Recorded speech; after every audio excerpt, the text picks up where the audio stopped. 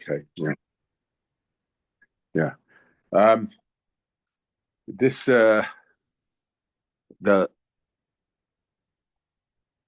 the episode of what happened with Yosef, the selling of the brothers, begins in Parshas Vayigash, which usually is the Shabbos before Hanukkah, and it concludes, I guess, in Parshas Vayigash. And I saw that many of the Svarim, Chassam Sofer, and my uncle, and discuss the connection between Mechiras Yosef, and specifically they focus on Parshas Vayigash, which usually is right before Hanukkah, and Hanukkah. And I was always troubled, although the pshatim that are suggested are very good, very nice. But I was always troubled because the the laning, the order of the Sedras on a yearly cycle was instituted by Ezra. And Ezra was before Hanukkah. Ezra was the leader of Klal Yisrael at the time when the Jewish people went and rebuilt the Beis Hamikdash at the beginning of the Second Commonwealth. And Hanukkah is in the middle of the period of the existence of the second Beis Hamikdash. So how is it that we draw connections between Hanukkah and the Sedras? And it's obvious that, in Lubavitch, they say, Kavu itim la Torah is not only to be taken in a literal sense, set the times according to the Torah, but every new situation that arises, one should look at the Seder of the week to get direction from it.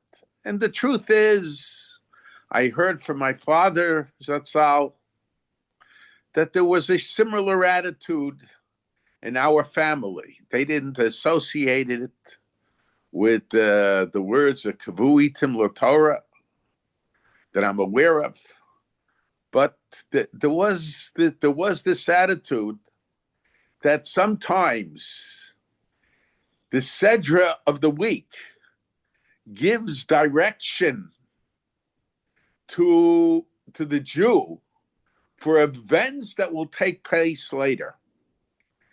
And what I'm going to discuss, I'm not going to discuss this week. I've discussed it in the past about the connection between Parshas Vayigash, and although I will touch a little bit about the Mechiras Yosef, the connection of Mechiras Yosef, the whole situation of all three Sedras and Hanukkah.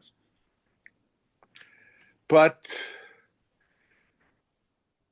Vayigash always being, not always, but most of the time, the Shabbos after Hanukkah.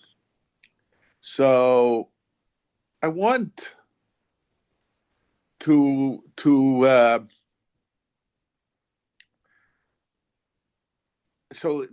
what I'm going to say is in line with the spirit of that approach, which was the approach of the Chassam Sofer, and my uncle discussed it, and many discuss the connection between Mechiras Yosef and Hanukkah. So what I'm wondering is that I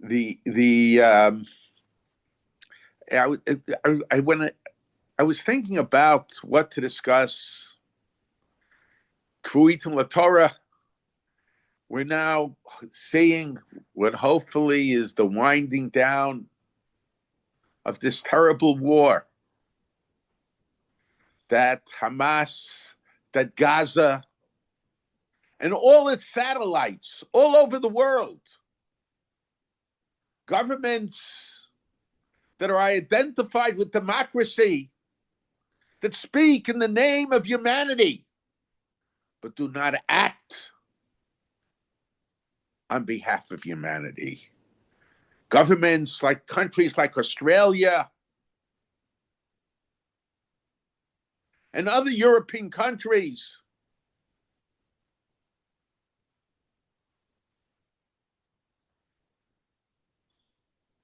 who have become the satellites of the Sonei Yisrael, of those who go in and murder Jews. And you know, when it begins with the Jews, it doesn't end with the Jews. So their hands are stained with the blood of humanity, not just Hamas.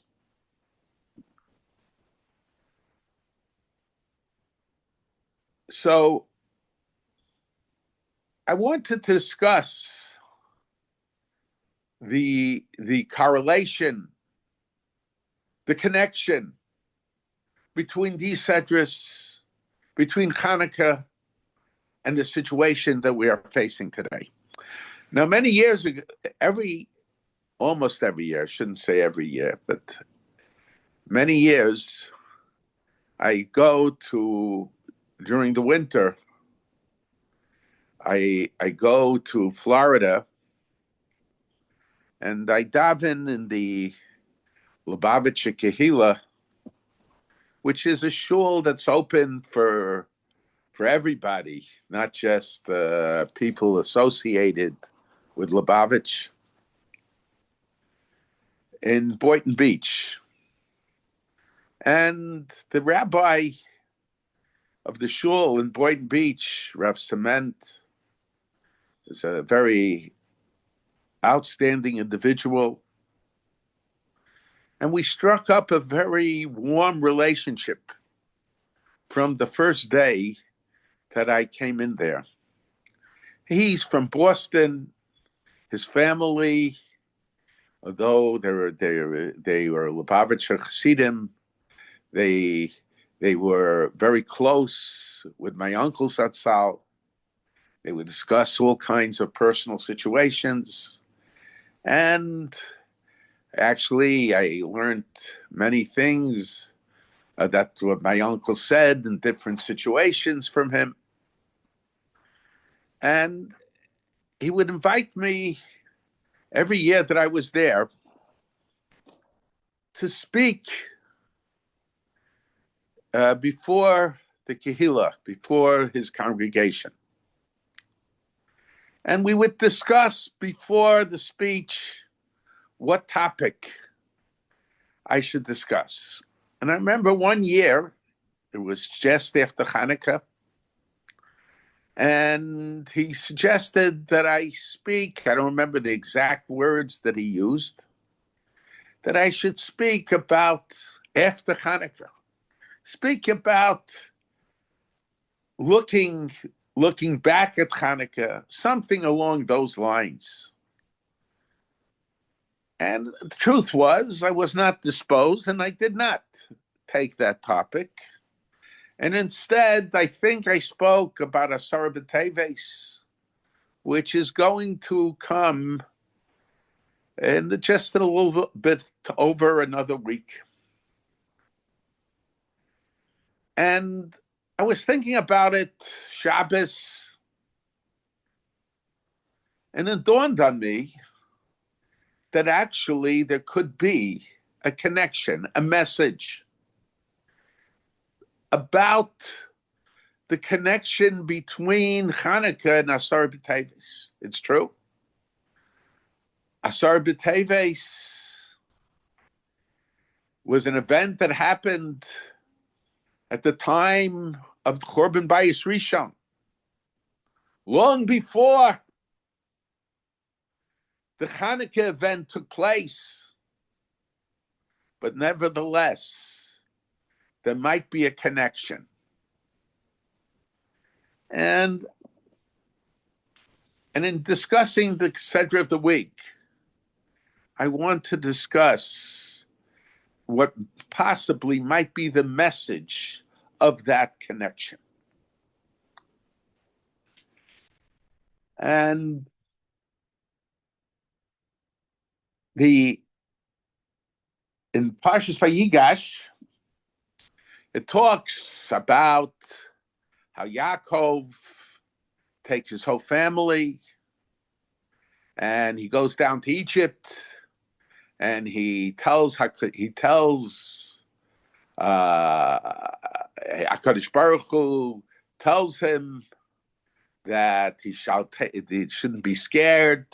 He should go down to Egypt, and HaKadosh Baruch Hu will go down with him to Egypt. HaKadosh Baruch Hu will be with him, and in a sense, this is an initiation of Shibud Mitzrayim that takes place later, and Gulas Mitzrayim, and the Gula from Egypt that takes place later. So but the Torah tells us that Yehuda shalach lefanav el Yosef lahoras lefanav Goshna vayavo arza Goshen, that Yaakov sent Yehuda before him to Yosef to prepare ahead of him in Goshen, and they arrived in the region of Goshen.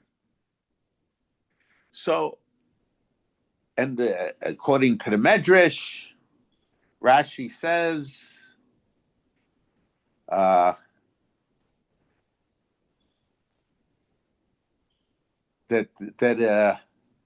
so one is just to prepare things beforehand, and the other is to make a yeshiva, a place for learning, to prepare the place. Now, what's the significance of it? Why is it that the Torah had to tell us this? But I think the idea the Torah is telling us is that we have to be proactive, not just reactive. And this is a lesson, and perhaps Yaakov learned a lesson from the whole Mechiras Yosef. Now, my uncle, many years ago, gave a drasha. It was an outstanding drasha. Many did not like what he was suggesting, but I think what he said was very, very true. And actually, at the time that he said it, many were sensitive, not talking those that were opposed to what he said, but the Hamonam sensed how correct he was. But with the passage of time, I think people are forgetting the lesson of history. And my uncle explained, and I've said this over many times, that he was explaining why he became a supporter of establishing a Jewish state, whereas the tradition in the family up to that point was not to support this venture. And he said, what was the machlokis? What was the disagreement between Yosef and his brothers. What was it that made the brothers feel threatened by Yosef? And there probably were many things that made them feel threatened. Some are explicit in the Torah, and some are implicit.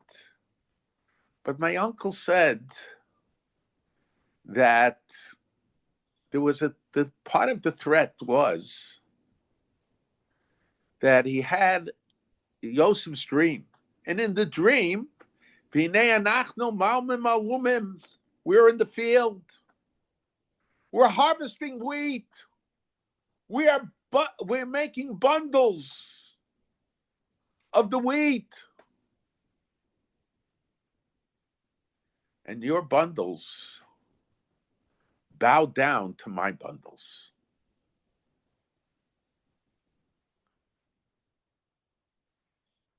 And it wasn't just the fact that they're bowing down to his that was the threat. That was also a threat.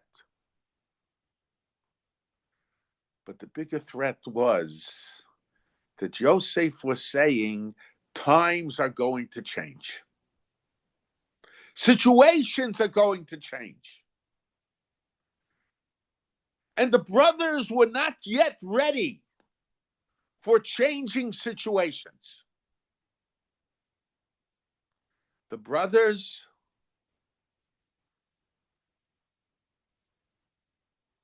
all the generations, they were shepherds.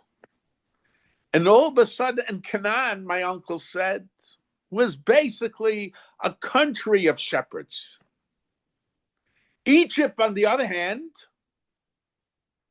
was not so much a country of shepherds, but was an agricultural country. So Yosef was telling them that our situation today is temporary. Things are going to change with the passage of time. And in a sense, he was suggesting to them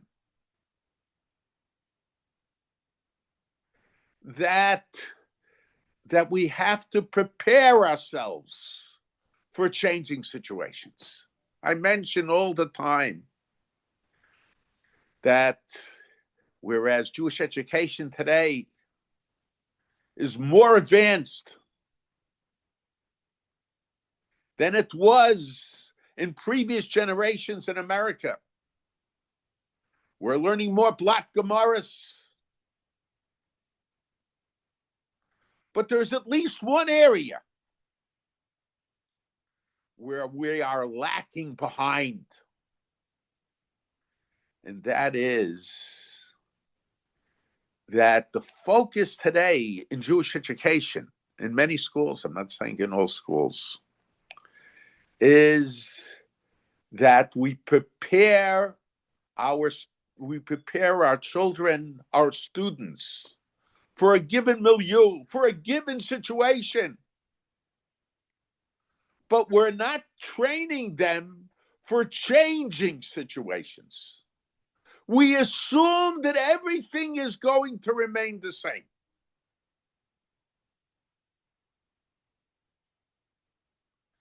And it's on that basis that we prepare our children for adulthood. And more people are moving to Makomos Torah. They're going to places where there are strong Torah communities. And very often, they raise large families. But what they fail to recognize that very often many of their children will not remain in those communities. And it's very interesting what I've seen. Not going to mention names. I'm not trying, chas v'shalom, to embarrass anybody.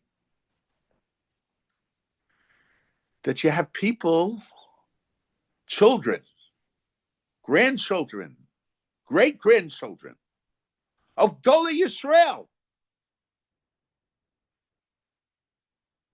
who move from one Torah community to another Torah community. They want to be in a Jewish community. But their commitment to Torah, and I'm not just talking about Limud Torah, I'm talking about the observance of Torah as well, becomes much weaker. And even though they move to a Torah community, moving from one area to another area somehow psychologically enables them to feel Jewish, and at the same time to be Mechal Shabbos. And when they're in their Jewish community, they'll walk around with a yarmulke. They will do everything. They will identify as being Jewish. And of course, it's better that way than the reverse. But moving from one place to another presents special challenges. I would even suggest that the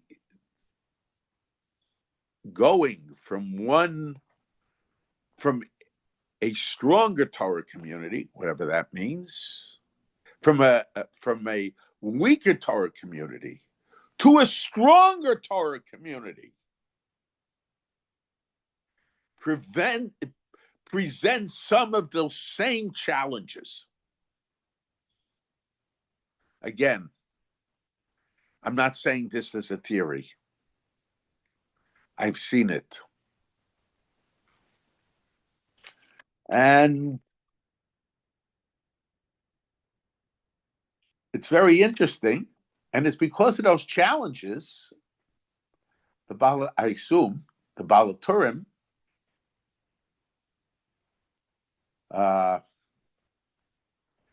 in explaining the pasuk of Vayigash, Vayisu v'nei Yisrael es Yaakov aviyim ves tapam ves nesheim ba'golos. I mentioned this Baal Turim. I think it's very profound what the Baal Turim says. He reads the pasuk different than the simple reading. That's Perik Memvav pasuk Hey. The sons of Israel, we Yisu transported Jacob, but the Baal Turim translates Vayisu, they raised Jacob, their father, as well as their young children and wives, with wagons. So, as well, the young children and wives in wagons. And the Baal Turim explains that they carried Yaakov on their shoulders, but the wives and children were taken in wagons. What's the idea behind it? The idea behind it is, I think, that in the former community, usually when you see an immigrant family, it's a big issue today. So in the old country, who is the head of the family? Who does everybody look for guidance to? The elder, the grandfather, the father. But when you have the one who has the strongest roots in the old country, but when you move to another location, another country. So who does everybody look to? To the youngest one in the family, to the one who has the least roots with the old country. And this is a challenge that faced the Jewish people. And ultimately, we know from the end of Vayigash and more so at the beginning of Shemos, to a certain degree, they were very affected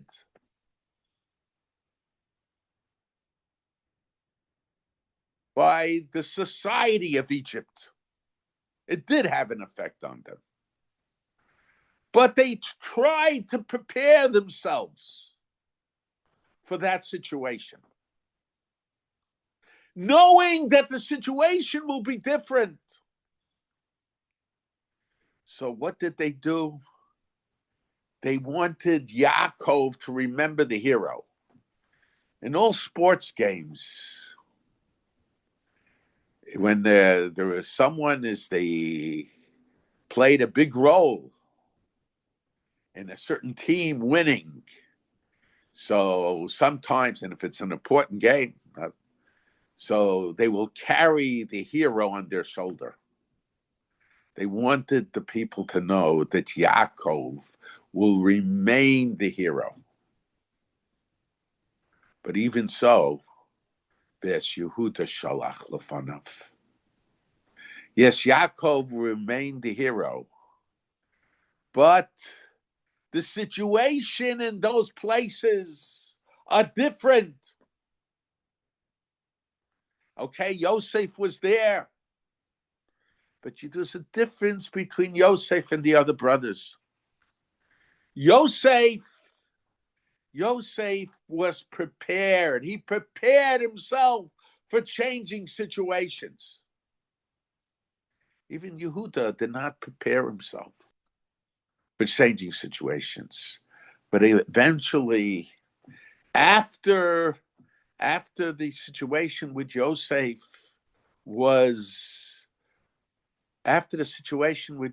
took place, they began to realize that situations change.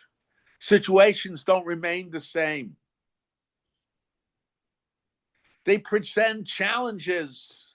Of course, there are economic challenges. But more than that, there are religious challenges that take place. And even in the same place, different periods of time represent different challenges. There is a big argument that always takes place within different circles of orthodoxy regarding Samson Raphael Hirsch from Shimshon Raphael Hirsch Zatzal, who advocated what he called Torah v'derech eretz, coupling Torah learning, Torah observance, Torah commitment of the highest nature, together with secular studies. And there are those that say this was his shita in general. This was his theoretical shita. On one side, on the other side, there are those that say, no, his shita was not in favor of being so involved in science and in secular studies. His shita was, but the situation demanded that here, in this situation, this was the exception of the rule. I personally think that the argument is nonsense. I personally think there isn't one situation. Every place and every time period has its own situation.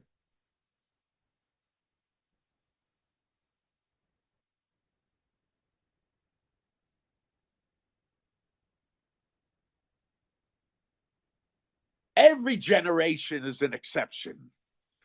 Every country is an exception. Every place is different. But how do we prepare our children for all the different places? We don't know where they will end up. We have to prepare them for all situations.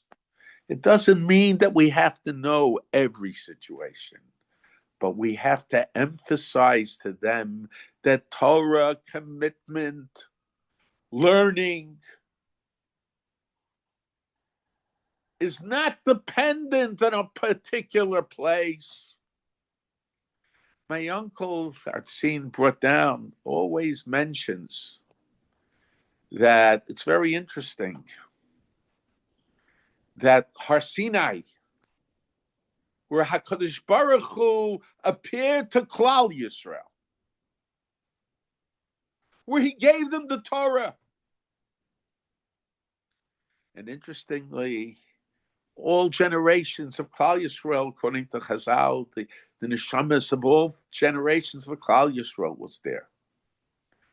After Matan Torah, during Matan Torah, no one could go up the mountain. It was considered like a capital offense. But after Matan Torah, it's just a mountain like any other mountain. It lost its special status. Why is it that way? The contrary. As I'll tell us, the Ramban actually says that the Kedusha of the Makam HaMikdash, the sanctity of the place of the Beis HaMikdash,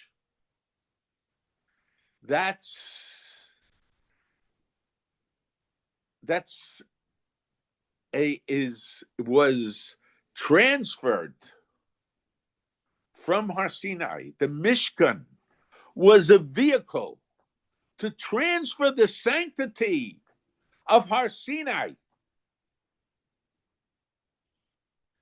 to the Beis HaMikdash, to Yerushalayim.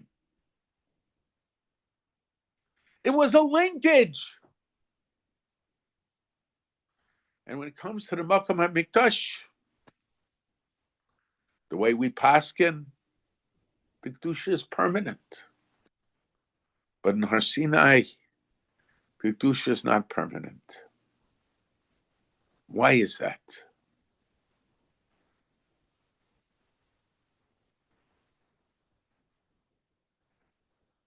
It's interesting in Pirkei Avos, we say, Moshe Kibel Torah Me Sinai. Moshe got the Torah from Sinai. It should say Moshe Kibel Torah Behar Sinai. But I think it's to emphasize that the giving of the Torah is not something that is dependent upon a place. The giving of the Torah is something that goes with the Jewish people wherever they go.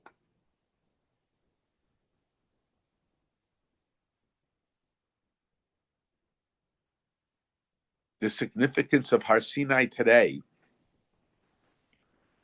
Right, there is Bas Kol Yotzei Mahar Chorei, but halachic significance. No special halachic significance to the Makam HaMikdash, to the Har Sinai.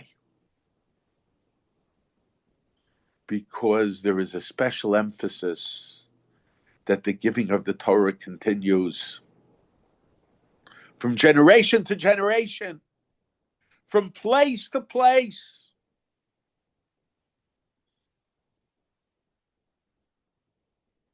And to a certain degree, this was the mistake. It wasn't their fault.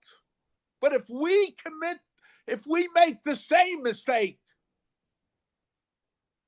having seen the historical events, then it is our fault. The mistake that Jews made, great people, but great people can make mistakes also, especially if they didn't encounter those situations. It's not their fault. Hindsight is 20/20 vision. But if it's only 20/20 vision if a person looks. But if a person covers his eyes and doesn't look, then he doesn't see anything. And sometimes people cover their eyes because they don't want to look. They want to say everything is the same. And there are no changes. And there will be no changes.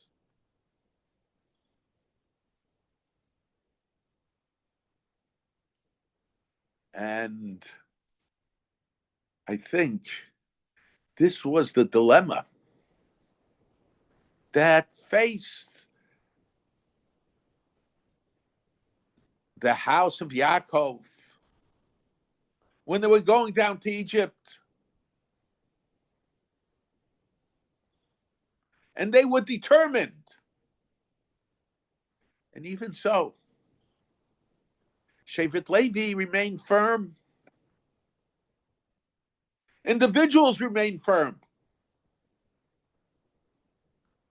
But many others did not. Many others, while identifying themselves, Loshinu Shmam, Loshinu Lishonam, which was very important, Loshinu Malbusham, they retained some form of their Jewish identity. But they did many things that was identified with the culture of Egypt.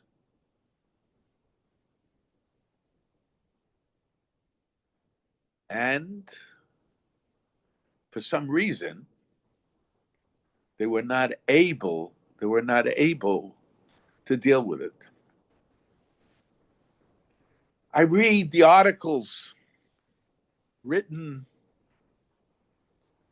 by leaders of the Jewish community in America, people not just on the left, but people on the right.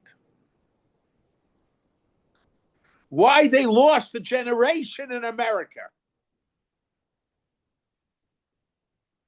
Why did they lose a generation in America? Because most of the Rabbanim in America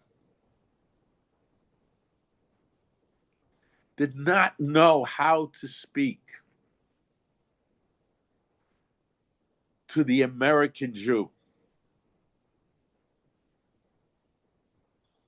Of course, there were economic issues that played a big role. But the youth were lost. And I read that Stephen Weiss, who we know the role he played in giving Roosevelt support and in not acting on behalf of the Jewish people during World War II.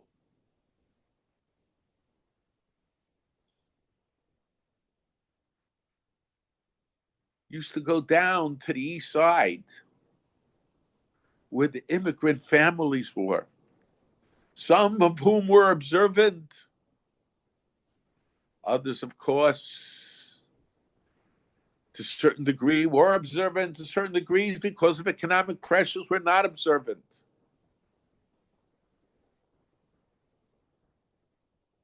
And he would talk to them in English.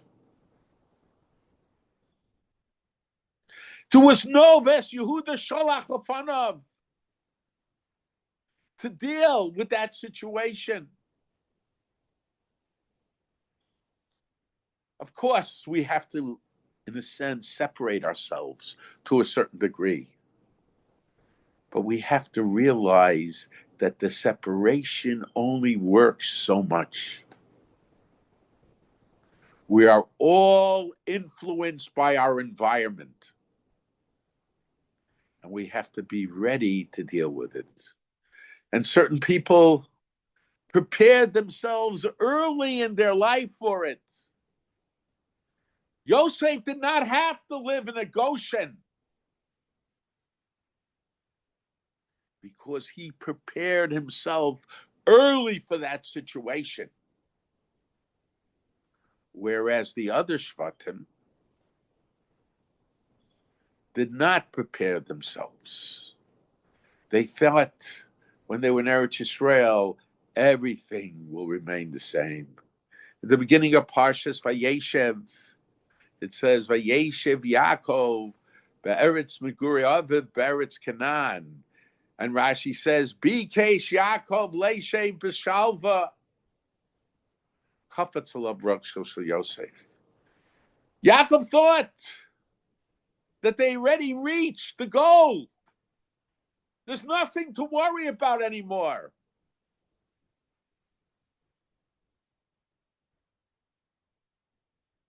But the lesson is that we always have to be on guard. And we can't be on guard by protecting the Jewish people from the enemy of yesterday. We have to be on guard to protect the Jewish people, both spiritually, physically, militarily, from the enemy of today. And it's very interesting. Who are the Chashmonaim? Who were the Chashmonaim? The Chashmonaim were Kohanim.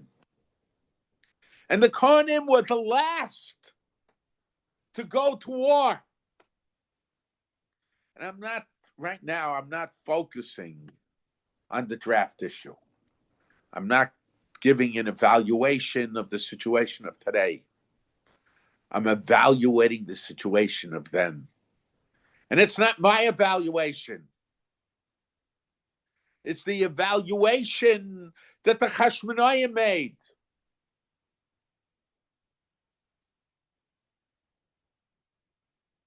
The Medrash Chanukah discusses how at first they thought that their sister was overtaken by the culture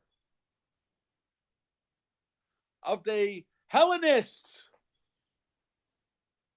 And then when she explained to them that she's trying to warn them about what is going to happen, what's going to happen to her, what's going to happen to future generations, that's when they started the revolt.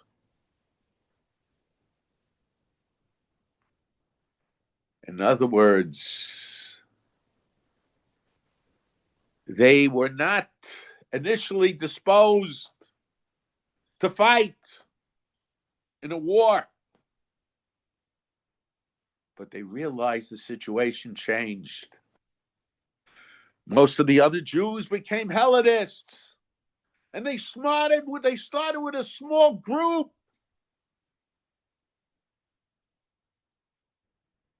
There is a machlokas between the Rambam and the Ramban. And when they appointed a king, the Rambam says, in describing the significance of the miracle of Hanukkah, he says, V'hamidu Kohanim. Vehemidu melech min haKohanim. They appointed a king from the Kohanim. V'chazra malchus liYisrael Yosef Masayim Shana. Malchus, royalty, kingship, returned to the Jewish people for 200 years. At Churban Bayis Hasheni, until the second Beis Hamikdash. And he talks about it in positive terms, the Rambam.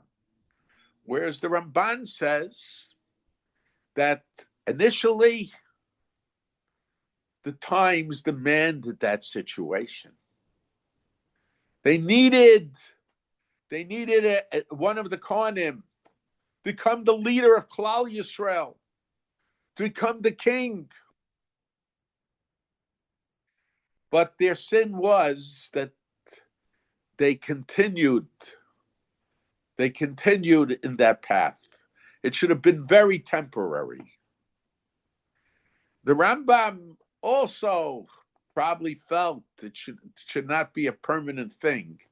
But from the Rambam, it seems that the return of the kingship was not so temporary.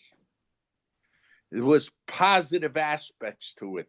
Otherwise, he wouldn't use it to describe the significance. He could have said, Vehemidu melech miklal Yisrael, in describing the significance of the miracle of Hanukkah. So,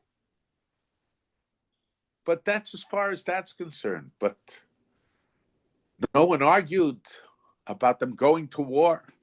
No one found fault with them going to war.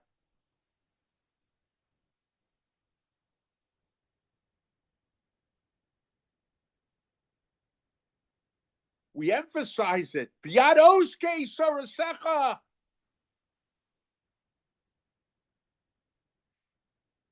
Perhaps that's not a general rule, but the situation at that time, and I was emphasizing that time, the situation at that time required it. So, because there was no one else who was going to lead a war against the Hellenists. No one else was going to lead a war to reestablish the Beis HaMikdash, to reestablish the Avodah.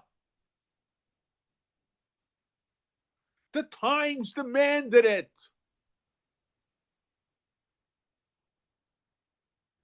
And up till the time that the daughter of the Chashmonaim gave that speech to her family, there was an attitude. The Kohanim don't go to war. But the Kohanim realized that the Chashmonaim realized the world is changing, and we, to a certain degree, can't ignore the facts that the world is changing. And if we don't form an army, there won't be an army. They recognized the need for an army.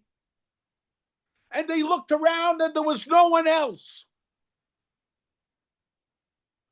So they had to take charge. But look today. Okay, today they're all saying, not all, some of those are going around and saying we have to have Hakaras Hatov for the army. Adan Kumse. The army is saving their lives. You think only in time of war you need an army? Don't you understand you need a standing army? I'm not asking you to go to war, but recognize that the army is saving your life. Yes, in Europe, there was no need, and I'm not even sure about that, for a Jewish army. You didn't have, in any case, you didn't have the ability to have a Jewish army.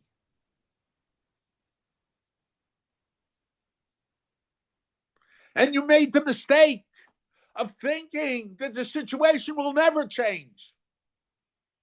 And you perpetuated that. The whole world changed. You see, the Arab nations kill each other. And you can still think at this point, when you see how the Arab nations are killing each other, all kinds of different groups of Muslims. So we're going to, we have no need for an army. Just keep the yeshivas going. There's no need for an army. So if a boy goes to the army and he's saving the life, you have to understand, when we have an army, they're saving our lives even when they're not fighting. Because if there hadn't been an army, they would attack us in 1 minute. So when a frum boy who gives his life on behalf of Klal Yisrael, and who some of them who use every free minute that they have, I know this for a fact, that many of those boys that war actually during the time of the war, and when they had some free days, instead of going home to be with their family, I'm not talking about those that were married, they went to yeshiva to learn. But when these boys, when it's not a time of war, and they'll walk into a frum community, and they are saving the lives of that frum community, they will spit at them. Why is it? Well, in Europe, we didn't have an army. We don't need an army now.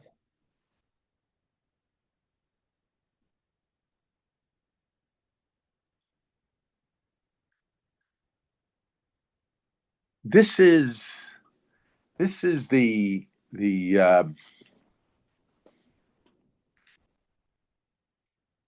so the I want to suggest that then, interestingly,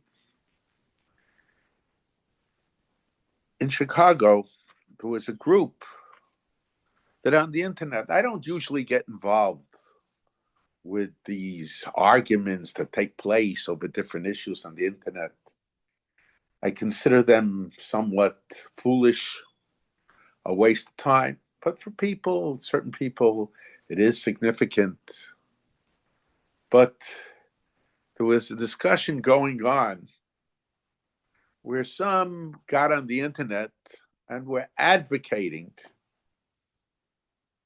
against the Israeli government. They felt that the Israeli government, I'm talking about Orthodox Jews, I'm talking about very frum Jews, that first of all, they thought that the Israeli army is not acting in a humane manner, not sending food in to Gaza. And I felt, especially because it was during a war, I felt it was important to answer them, as did a number of others. And some of them, I would say, did a better job of it than I did. And I would put on articles contradicting the facts. They were saying that Israel is not letting food in. And we were showing how the food was all being taken by Hamas. So their response was that Israel should send an army into Gaza. with the food. We have to protect the Gazans who supported Hamas, and we have to sacrifice Jewish lives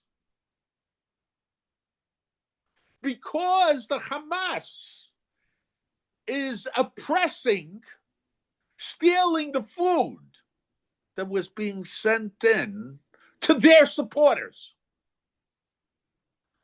And we have to sacrifice. And then they were saying there's no need to continue the war because we know that we saw what happened. We'll never make those same mistakes again. I've heard that after every war. I remember first time I went to Eretz Yisrael was in 1969. And we walked in a very joyous mood. First time we were in Yerushalayim, through the old city. On a Friday night, I remember. And the Arabs that were there, you could see the fear in their eyes. And then I was there again, right shortly before the Yom Kippur War, days before the Yom Kippur War. It was before Rosh Hashanah. And I walked through the same old city. And I saw a change that took place. Not yet violent, but an Arab would go and these Arabs that a few years beforehand, they were standing in fear. They would bump into you purposely, intentionally. Oh, I'm sorry. But it was no mistake. It was intentional. And then shortly afterwards, a few days later, Yom Kippur, the war broke out again. The Jews thought, we have nothing to worry anymore. And then the terrorism started.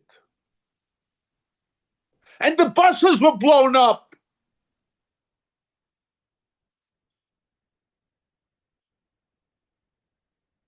You just have to look back. Even someone is blind that doesn't look at World War II, that doesn't look at the silence of the American government when Jews were being burned and gassed.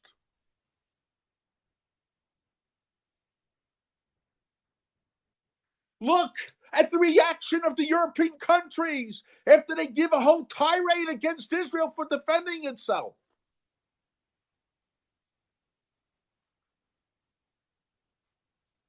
For putting little children, because the Hamas, together with the Arabs and together with the UN, the world, put little children in ovens. And it wasn't just Hamas was there. The information comes out day after day after day.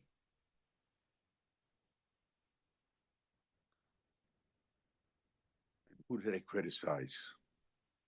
They criticize Israel. And who do they reward? They reward the Palestinians, the so-called Palestinians. The ones who give money to the suicide bombers that kill children and women.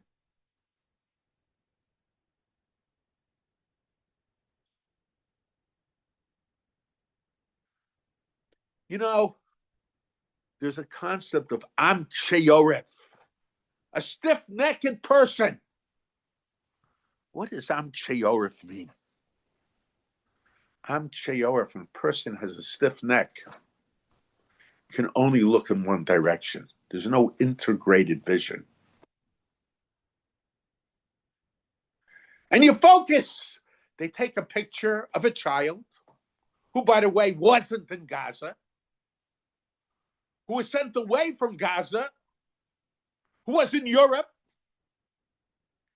and they paint a picture of a starving child of Gaza who was suffering from a disease that didn't let him eat food. And they focus on that one picture. Am Cheyoref.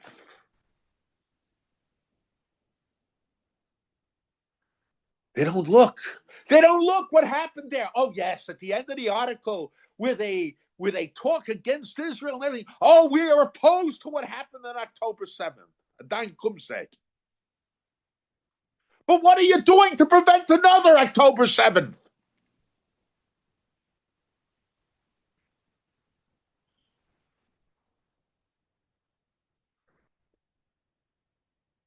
You know, there's two words. Omeid and Nitzav. The Malbim points out, what I think it's the Malbim, it might be Nitziv. I think it's Nitziv. Atem Nitzavim Hayom. What is the difference between Omeid and Nitzav? Nitzav is to stand with strength. It comes with the word from the word Nitziv. To stand with strength. Nitziv is an officer. An officer has strength. Omeid is to stand. Not necessarily with strength. Even the supporters of Israel, for the most part, this is the exception. We have Baruch Hashem,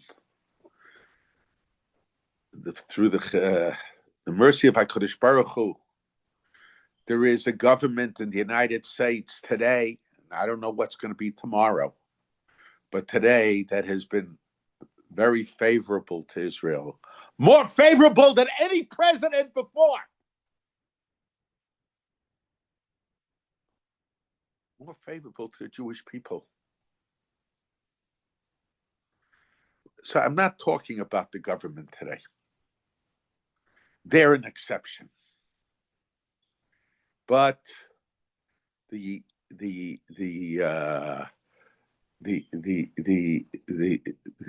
a Nitzav and there is an Omeid. The Nitzav is to stand with strength. Omeid is just to stand. Those who, the United States and the previous administrations, they didn't want Israel defeated. And there might be exceptions to that also. But they wanted Israel to be only an Omeid. That they should be always, the threat should always hang over them. To stand without strength. That we should be dependent upon the nations of the world. And now, if someone is not blind, you see how we can rely on the nations of the world. Nitzav is to stand with strength. They don't want us to be Nitzav.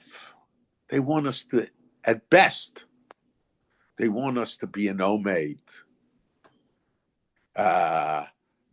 Biden told after Iran sent all their rockets, and all the rockets, with the help of the United States, were intercepted.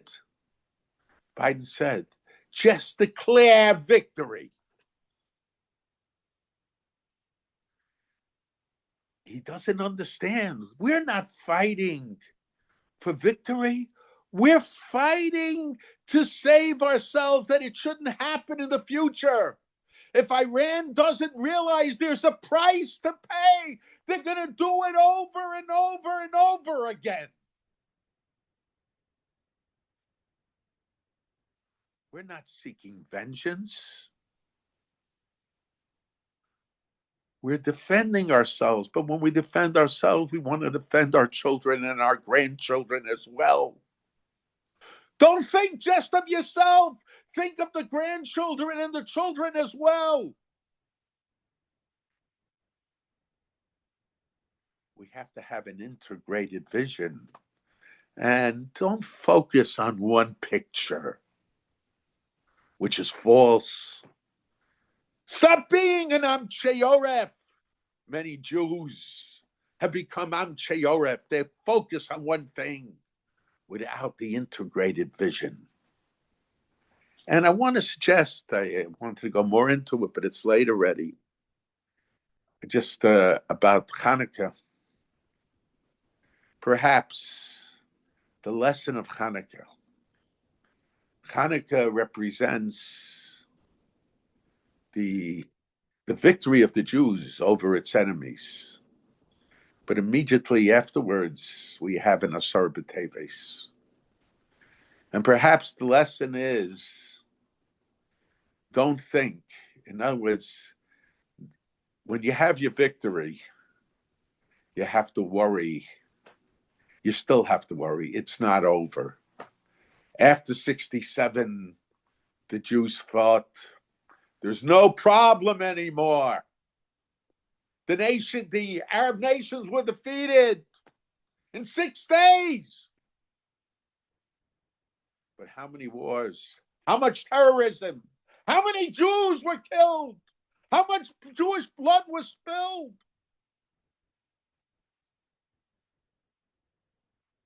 Comes Asar B'Teves. And Asar B'Teves is the beginning of the Churban. It's the very beginning of the Churban. It wasn't Bayis Rishon, was Asar B'Teves. First of all, according to the Abarbanel, and I think the Rambam has the same shita, both Churbanos are really one. The Ramban says it's 2 separate ones, but it's all part of one Churban. And it's interesting that according to some shitas, Asar B'Teves, if it fell out in Shabbos, you have to fast on Shabbos. Why? Because that represents the very beginning. And at the very beginning, we have to know that we can't let it go further. We have to nip the threat in the bud right at the very beginning. There are those who say, let's end the war right now. Yeah, it'll take them time. It won't happen again. I heard that. I heard that before.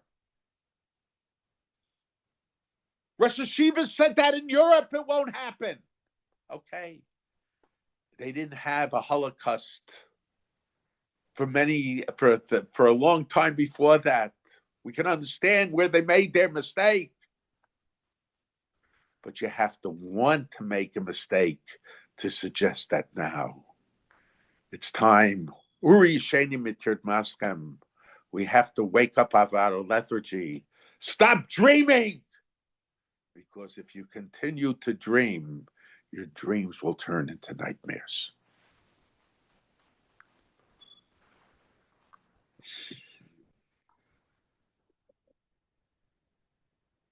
If anyone has a question, put it in the chat, please.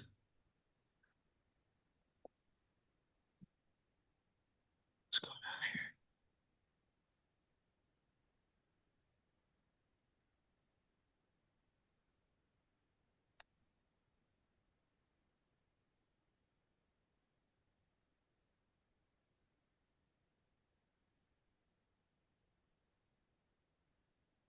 here? I thought there was a thing here, but I don't see it. Okay. Maybe I answered the question in the process.